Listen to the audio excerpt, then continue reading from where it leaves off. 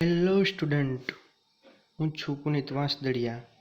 આગળના લેક્ચરમાં આપણે 7 સ્ફટિક પ્રણાલી વિશેની ચર્ચા કરી.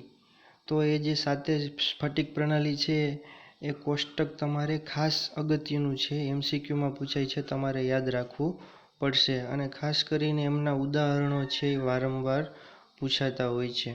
તો આ 7 સ્ફટિક પ્રણાલી છે કયા પ્રકારની હોય, એનો આકાર કેવો હોય 7 સ્ફટિક પ્રણાલીનો, તો અહીં તમે જોઈ શકો છો કે આ 7 સ્ફટિક પ્રણાલી છે એ આપેલી છે એમના આકારો સાથે. અને દરેક સ્ફટિક પ્રણાલીમાં જે જુદા જુદા પ્રકારના એકમ કોષ હોય, સમઘનીયમાં 4, ચતુષ્કોણીયમાં 2, સમઘનીયમાં 3, ચતુષ્કોણીયમાં 2, ઓર્થોરોમ્બિક પ્રણાલીમાં 4, ષટકોણીયમાં 1, રોમ્બોહેડ્રલમાં 2, મોનોક્લિનિક અને ટ્રાઇક્લિનિકમાં 1. તો આ જે એકમ કોષોના જે પ્રકારો છે એ પ્રકારો, દરેક સ્ફટિક પ્રણાલીના પ્રકારો પણ તમને અહીં દર્શાવેલા છે. જોઈ શકો છો 14 પ્રકારના એકમ કોષો બ્રાવિસ લેટાઇસના.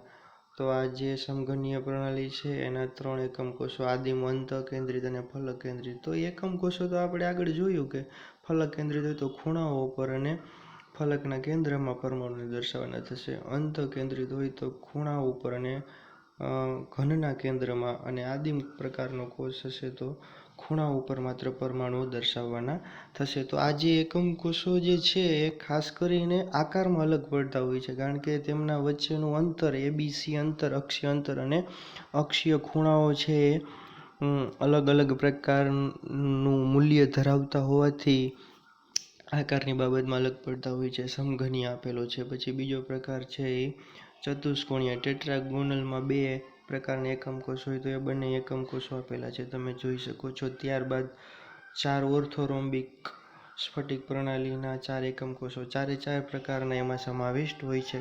એવું પૂછે કે કઈ પ્રણાલી 4 પ્રકારના એકમ કોષો ધરાવે છે, તો એમાં જવાબ આવશે ઓર્થોરોમ્બિક સ્ફટિક પ્રણાલી.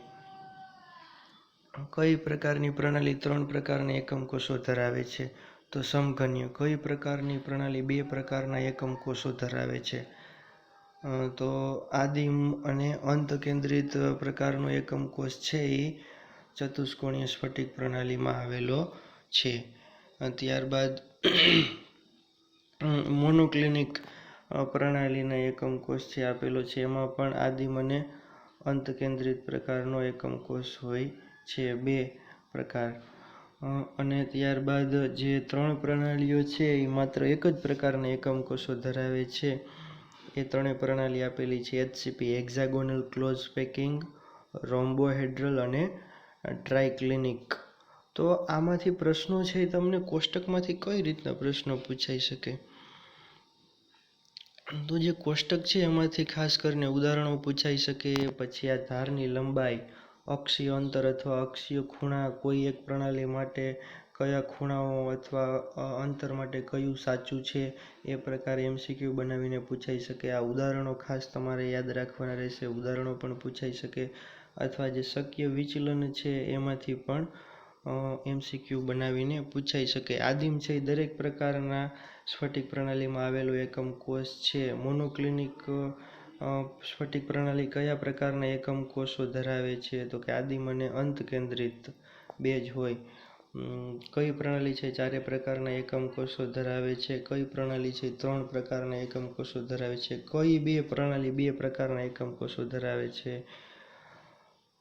મોનોક્લિનિક અને ચતુષ્કોણીય બંને માત્ર 2 જ પ્રકારના કોષો ધરાવે છે. બંનેમાં આદિમ કોમન છે, પરંતુ અંત કેન્દ્રિત છે અને એકમાં અંત કેન્દ્રિત છે. એટલે આમાંથી ઘણા બધા MCQ જુદી જુદી રીતે પૂછાઈ શકે. ખાસ કરીને ઉદાહરણો પૂછાતા હોય છે. તો સમઘનીય સ્ફટિક પ્રણાલી છે એના ઉદાહરણો તમને આપેલા છે NaCl, ઝિંક બ્લેન્ડ, કોપર. તો એ તમારે યાદ રાખવાના રહેશે. આ ચેપ્ટરમાં આપણે સમઘનીય પ્રકારના પ્રણાલી જે છે એના એકમ કોષોની જ માત્ર ચર્ચા કરશું. એટલે ચેપ્ટરમાં જે બધા ઉદાહરણો આવશે, મોટાભાગના ઉદાહરણો, એ બધા જ ઉદાહરણો છે એ સમઘનીય પ્રકારની પ્રણાલીના હશે. અને અમુક જગ્યાએ ઉદાહરણો આવશે તો એ HCP પ્રકારની પ્રણાલીના હશે. બાકી બીજી જે પ્રણાલીઓ છે એની ચર્ચા ચેપ્ટરમાં કરેલી નથી. વિસ્તૃત ચર્ચા જે છે એ સમઘનીય પ્રકારની પ્રણાલીના 3 એકમ કોષો, ખાસ કરીને આદિમ, અંતઃકેન્દ્રિત અને ફલક કેન્દ્રિત, એમાં પણ અંતઃકેન્દ્રિત અને ફલક કેન્દ્રિતની ચર્ચા કરેલી છે. અને એક HCP જે છે એના એકમ કોષની ચર્ચા કરેલી છે. એવું પૂછે કે ગ્રેફાઇટ કયા પ્રકારનું બંધારણ ધરાવે છે, કઈ પ્રણાલી ધરાવે છે, તો ષટકોણીય, અને એનો એકમ કોષ કયા પ્રકારનો હોય તો કે આદિમ. પછી એમાં બીજા 2 ઉદાહરણ છે ષટકોણીય હેક્ઝાગોનલ પ્રણાલીમાં. ષટકોણીય પ્રણાલીમાં 2 ઉદાહરણો છે ઝિંક ઓક્સાઇડ અને કેડમિયમ સલ્ફાઇડ. સમઘનીય પ્રણાલીમાં NaCl, ઝિંક બ્લેન્ડ, કોપર. આ ઉપરાંત પણ ઘણા બધા ઉદાહરણો આવી શકે. ચતુષ્કોણીય પ્રણાલીમાં સફેદ tin oxide, titanium oxide, calcium sulphate. આ કેલ્શિયમ સલ્ફેટ પૂછાઈ ગયેલું છે એકવાર. બેરિયમ સલ્ફેટ છે એ પણ આગળના વર્ષે બોર્ડમાં પૂછાઈ ગયેલો પ્રશ્ન છે. ઓર્થોરોમ્બિક, તો યાદ રાખી શકો. આ બંને બાજુમાં આવે છે, ચતુષ્કોણ અને ઓર્થોરોમ્બિક. એટલે એકમાં CSO4 તો બીજામાં BaSO4. ક્રમ છે એ તમારે ભૂલવાનો નથી. આ ક્રમ છે, મેં ક્રમ જે તમને લખાવેલો એમાં આ બંનેને ઉપર નીચે કરેલા હતા. CTO, ત્યારબાદ રોમ્બોહેડ્રલ ને પછી ષટકોણીય બતાવેલી હતી CTORHMT. તો ઉદાહરણો છે ખાસ કરીને મિત્રો તમારે યાદ રાખવા પડશે. રોમ્બોહેડ્રલ પ્રણાલી છે અથવા એમને ત્રિકોણીય પ્રણાલી, ટ્રાયગોનલ અંગ્રેજીમાં કહેવાય, તો એમાં 2 ઉદાહરણો આપેલા છે કેલ્સાઇટ અને સિનેબાર. તો ભારે ભરખમ ઉદાહરણો છે, જોઈ શકો છો. નામે એવું છે કેલ્સાઇટ ચૂનાનો પથ્થર, આરસપાણ, અને સિનેબાર મર્ક્યુરીનો સલ્ફાઇડ HgS. તો આ બંને ઉદાહરણો યાદ રહી જાય. ષટકોણીયમાં ગ્રેફાઇટ અને ઝેડેનોન CDS, એવી રીતે યાદ રાખજો.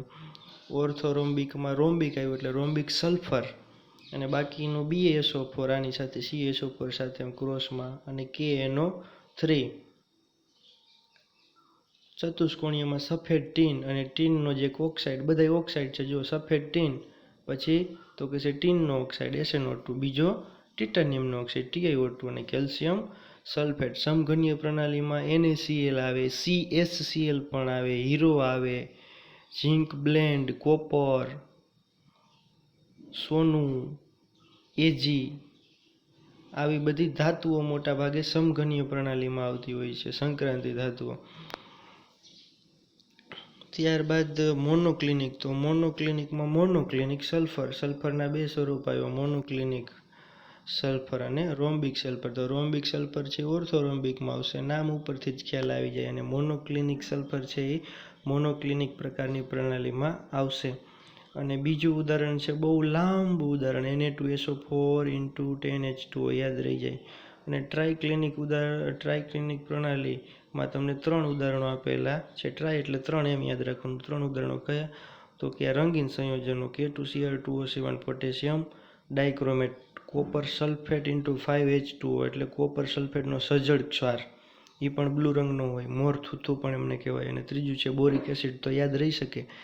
ટ્રાયક્લિનિકમાં બોરિક એસિડ જે પાવડર આપણે ઉમેરીએ તે ઘઉંમાં ને એમાં, બોરિક એસિડ, બોરિક પાવડર એટલે બોરિક એસિડ.